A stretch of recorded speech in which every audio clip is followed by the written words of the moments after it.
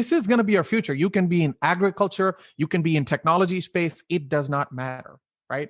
Digital economy is going to be the future of any country in the world. That is why platform is such an important topic to have now. Whether you're a small business, whether you're a large business, you need to think about the platform approach. How do you use information about your customers effectively and, more importantly, ethically, so that you derive that personalized message to your customers? Hello and welcome to this episode of the UnNoticed Show. Today, I'm delighted to have joining me Arvind Murali, who is the Chief Data Strategist with Perficient. Arvind, thank you for joining me all the way from Texas today. Glad to be here, Jim.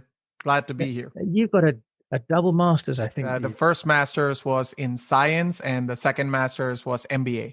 So you obviously get data, but what we're going to talk about today is data and platforms and how business owners, entrepreneurs can make the most of getting onto platforms. Because if they're not on a platform like Uber Eats or Amazon, they may not have a business.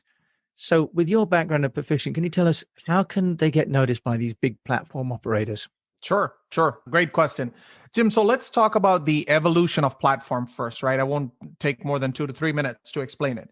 So back in the 80s and 90s, software and hardware companies dominated the world, right? So think about Intel or Wintel, think about Apple, Microsoft. These are the companies that basically had both software and hardware that are upfront, right? And very popular. Now, in the 90s, there was this new family of businesses, small companies called Netflix and Amazon that nobody knew of. They started, right? And basically their offering was, how can I make e-commerce or anything as an offering as a internet-based company? That's how they started their business. Of course, I don't have to tell you today they dominate the world, right? In the 2000s, these new social media companies started popping up. So these are Facebook's, LinkedIn, Twitter, all of these guys, right? They said, all we are doing is we are inviting you to participate in our platform, but you can talk to your friends, you can do all of that, but use our platform to talk to your friends and families. So this whole social media revolution started in the 2000s. We're here now, right? Now it's the age of platforms. So the simple example is Uber is the largest taxi company in the world. They own 0 taxis. Airbnb is the largest real estate company in the world, and they don't have much real estate at all, if that much, right? They use the power of platform. And then look at Alibaba. Alibaba is China's largest platform, right? Essentially, the digital economy is driving the platforms to be extremely popular. Now, 30, 40 years from now, we'll be talking about blockchain, which is very real. The value of NFTs and cryptocurrencies are slowly but surely popping up in mainstream. So blockchain is a bunch of platforms that is going to talk to each other, yet you will know from a digital asset standpoint where that conversation originated. This is going to be our future. You can be in agriculture, you can be in technology space. It does not matter, right? Digital economy is going to be the future of any country in the world. So that is why platform is such an important topic to have now. Whether you're a small business, whether you're a large business, you need to think about the platform approach. Now, what does that mean for the company that's starting up or a mid-size from a marketing and getting noticed perspective? Because presumably you've got to get approved by the platform to be in the platform. That's the first stage. Can you just take us through that then, Arvind? Yeah. If you're a small business, right, what are some of the things you need to think about if you want to participate in the platform? You don't need to be the platform. That's once in a lifetime. These kind of companies show up, right? But if you want to be a part of a platform, think about what value proposition you offer, right? Say, for example, if you are a company that is a small business, a small shoe company, a retail company that is starting in some remote parts of United States, then your essential goal is, how do I make myself appear in Amazon? Because everybody around you shops in Amazon, right? So the easiest way is, how do I start working with Amazon, the platform? How do I onboard my little company, my little world in Amazon? Now, if you're a restaurant who's starting, your number one objective is, how do I be a part of Uber Eats? How do I make my little startup so accessible to Uber Eats so that they will show up. Anytime when I search for let's say a Chinese restaurant, if you're a Chinese restaurant as a startup, and essentially you want to show up as the number one list in the platform, right? So you're now actually participating in the platform. But what's important there is you got to have the technology that supports them to operate with you seamlessly. So think about application programming interfaces, APIs, easy ways to pay, easy ways to interact, easy ways to choose a menu, because of course, COVID has changed the way we don't have paper menus in the US anymore. We have digital menus, right? You scan it, a barcode, and then your menu shows up in the phone. Yeah. So how do I make my customer, or how do I make my company so appealing that I show up as the top of the list? Of course, the food has to be good too. Don't get me wrong. Yeah. That's an example of how startups can think about participating in the platform economy. And let's say they've managed to get presumably a shop or a place on Amazon or Uber Eats. How do they muscle in to what would be a very crowded space? And with your background in the data science and the data analytics, start to track how they're doing? Because in the old days, you'd maybe have a restaurant in the high street and you could see footfall, you got a number of customers coming in. It sounds like a very different game for the new retailer, entrepreneur, business owner. So if you're a new business owner, the first thing you need to think about is a little bit of empathetical thinking. So if you're in the shoes of Amazon, how do you think about this ecosystem of many, many startups? You're not the only startup, right? How do they think about it? Well, they think about it in 2 or 3 different ways. So number one, they look at from an experience perspective, how is a customer's experience with you, the startup? That can be a rating system. That can be the unique value proposition that you offer. The more your rating grows, right? So you start with a 1 star and then you go all the way up to 5 stars. You start with 1 review. Maybe now you have 15,000 reviews. These are all ways that Amazon looks at you and shows up in the top of the list, right? Something called Amazon recommended kind of looks at this from an algorithmic standpoint. So this is no human being behind the scenes. This is all machines calculating this, right? And you need to show up in that list. Now, obviously, if you're a startup from day one, you're not going to have 15,000 reviews. But it's always important you constantly look at your review and you take it very seriously. And then you start doing things that will change the review if it's bad. Number one, right? Number two, the other one that Amazon looks at is the number of transactions that are happening. We're talking about Amazon as one example, but any platform player looks at it similarly, right? So essentially, the second thing they will look at is how many transactions are happening in a day, in a week, in a month, in a year with your company. Right. The more the transactions happen, the more they will favor you in their list of returns when I search for some startup, right? So some specific niche area. The same works with Uber, same works with any other platform company. The other thing that they look at is recommendations.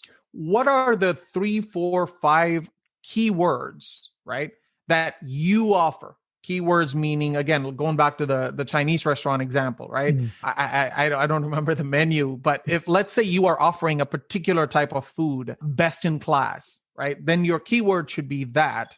Anytime when somebody searches for that, you should show up. Just a general Chinese restaurant is not going to help. Some value proposition has to be there. And you got to know what that is to register to these platform vendors, right? So I think those are the things, Jim, that I can think of. If you empathize yourself and put yourself in the shoes of Facebook or Amazon or Twitter, some of these larger players, which you want to be a part of, right? And the last, but certainly not the least, content is going to be the driver for this. If you're a startup, the biggest advantage for you is that you need to put a lot of contents. This can be videos about your company. This can be some PDFs and some little brochures about your company. Put them out there in social media. If you're playing in the space of technology, LinkedIn is an extremely powerful tool, right? If you're playing in the social, like restaurants and some other value proposition, Facebook is a very powerful tool. They call this process the network effect. So let's say your technology shows up in LinkedIn and I go and just click on it and I press the word like, right? I press the like button. My network will then receive a notice that says, Arvind liked this little startup technology company. Let me go and explore it. And then the chain continues, right? So you got to think about that network effect. And that's why I'm saying don't get disappointed if you don't get too many likes for your contents. Keep uploading contents in social media. That is a big value driver for these platforms. They have machine learning algorithms that looks for these things. So, Arvind, can you give us a case study from Proficient? Yeah. So we don't work with startup companies as much. We work with enterprises. Yeah. But I'll give you a thinking on how an enterprise is actually thinking about becoming a platform themselves, right? Right. So this is a very large pet adoption company. Essentially, what they do is they are the largest, I'm going to say, online pet adoption company. Now, think about that for a second. I'm the guy who's looking for a pet to adopt for my house. So I go to this platform, this technology, this website, and I look for pets around me. I fill up my name, my address, my phone number, basic information. 5 minutes after, this technology allows me to map all the pets around me that are either in shelters, that are either with retailers or wherever the pets are. And it will recommend the best pet based on certain certifications. Wow. Is the pet having all the vaccinations? Is the pet well behaved? Are the people who own the pet giving good reviews about the behavior? Is the pet non-hypo or hypoallergenic? All of those things, right? And it automatically looks for those patterns. I explained this example in less than 2 minutes, but the platform takes all of this. This is all pieces of data, right, about the pet adopter. And machine learning marries the two together with a variety of parameters, right? And essentially, this is the technology platform. When you fill up that form saying who you are, you're asking the technology to do some magic behind the scenes and map you, the buyer or the adopter, to a pet automatically in your circumference. If you say, I need to look for a pet within 50-mile radius, it will automatically take that consideration and give it back to you. Same way Uber works, right? When you look for a taxi, it works the same way. So it's the Uber, I use the word Uberization of the industry.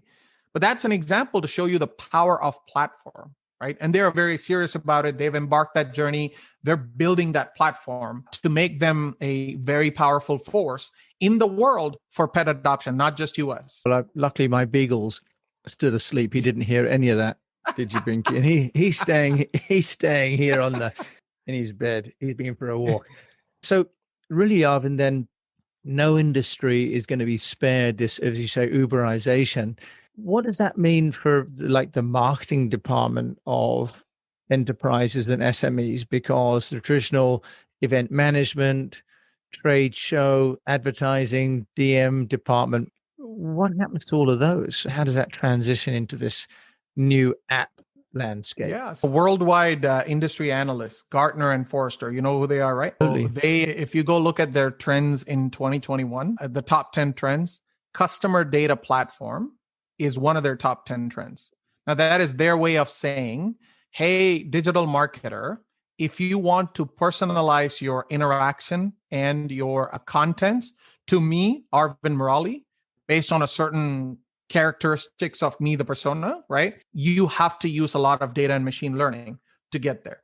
Customer data platforms gives you a platform approach of getting there, right? So Gartner rated them as the top 10 because they thought it's important for organizations to think about this platform approach, right? Marketing is in such a sweet spot right now. And it's a very hot field at the moment. Yeah, right? Absolutely. One of the reasons that is because traditionally marketers need lots of data and analytics to do what they do. How do I build a campaign? How do I launch a campaign? How do I find out the success of the campaign? They do a lot of that analysis day in and day out. And that means they need finance data, customer data, transaction data, inventory data. They need all of these data assets in the enterprise to do what they do best, right? And these new breeds of digital marketers who are getting trained in college to start using analytics, they are coming in guns blazing, asking for questions on their information. We've launched 15 campaigns the last month. How much of Facebook likes that we have? How many people actually moved on from just liking us to filling a form to get back? How many of these people converted into a customer? How many of them became loyal customers and they are advocating about us to their friends and family? They're tracking all of this. to create a successful campaign, a very effective campaign. In addition, a marketer has to think about personalized message, right? My shopping patterns of electronics in Best Buy is going to be different from you. You're going to buy podcast mic and you're going to buy headphones and other things. I'm going to go buy iPhones and laptops. So they can't do the same message to you and I because we're two different people. That's what personalization means, right? They will offer you something unique for yourself based on your pattern of shopping. They will offer me something unique for myself. That's all coming from the platform, right? And the more they offer you these kind of personalized contents, you're going to tell your friends, hey, I love Best Buy because they're offering me something for me, not for you. Yeah, and right? I've been looking at a platform called Vidyard, for example, which is really personalization at scale with video, which is pretty cool. Can you think of any tools that SMEs and enterprises can use that are off the shelf, Arvind, that don't need double master's degrees to use? Because your average entrepreneur, business owner, doesn't have that Gen Z, Gen X marketing team. Are there some tools that people can use that are relatively simple to manage? Just to be completely honest with you, I hate to say Excel. Microsoft Excel is still the best tool in the world, right? Everybody uses Excel. Everybody likes Excel, and it's still the largest database in the world. Keep it simple. So it's not the tools and technologies that's going to make you effective. It's the kind of information you seek and you gather and you use that's going to make you an effective marketer. It's about the data, right? It's not about the tools. There are a number of tools. So Alteryx, Telium, Salesforce, Adobe, all of these guys offer you tools that you can use as an effective digital marketer. It's not that. It's how do you use information about your customers effectively and, more importantly, ethically, so that you derive that personalized message to your customers. I think that's a great point about the ethical. Now we have GDPR here. Any advice for companies around GDPR? Is it in reality something that companies are being prosecuted for, or any safeguards that you think people need to put in place? Data privacy is being taken very seriously. So in the US, we use CCPA, California Consumer Protection Act, right? Which is the GDPR version for the US. Right. So data privacy is taken very seriously by every organization. Make sure you know how you're planning to use the data about your customers before you use them. Ask a question, right? Use your company's data team to ask those kind of questions. Am I using this ethically? Am I using this the right way? And more importantly, am I using this legally as well, right? So those are the questions you need to ask. And it's a very serious violation if you get into trouble. But just to be clear, you can send out an email one time to people, can't you? It's just that you're not allowed to keep sending them information if they haven't asked for it. Otherwise, people are thinking, how do you start the conversation with people if you're never allowed to write to them unsolicited? It's not. So I don't think there's anything wrong in sending an email, right? So what GDPR, and please don't quote me for it, I'm not a legal guy, but essentially what GDPR says is, with your customer's consent, you can send information to them, you can communicate with them. The moment your customer does not consent, don't bother them. In a nutshell, in a simplified version, that's what GDPR and CCPA is. I think what most people want to know is that they can send information, but they can't be a nuisance, right? That's the nub of it, I think. Exactly. Arvind Murali, Chief Data Strategist with Perficient. Thank you so much for sharing, especially all about this concept of the platform. That's really thought-provoking. If you want to find out more about you and the work you do, how can they find you? So I'm very active in LinkedIn. You can reach me out. You can add me at LinkedIn. You can also find me in Perficient website. I believe, Jim, you'll put all of that in the show notes. Arvind, thank you so much for joining me on the UnNoticed show.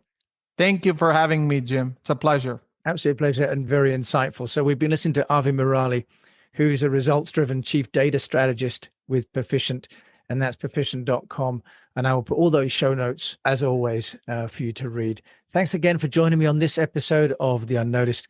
And I wish you, in the meantime, the best of health, a profitable business, and that if you're going to be marketing your business, do think about the data, because that really is where the value is going to lie for your business. Thank you for joining me. Thank you for joining me, Jim James, on the UnNoticed show, and I hope that you found it useful. I'm on a mission to help business owners to unlock the value in their businesses through communications and getting noticed. If you've enjoyed this show, do please share it with other business owners, rate it on iTunes or on other players as well. For articles written about each podcast and other topics to do with getting noticed, just come to my website, eastwestpr.com, subscribe to the free weekly newsletter. Keep on communicating and let me know how you're getting on.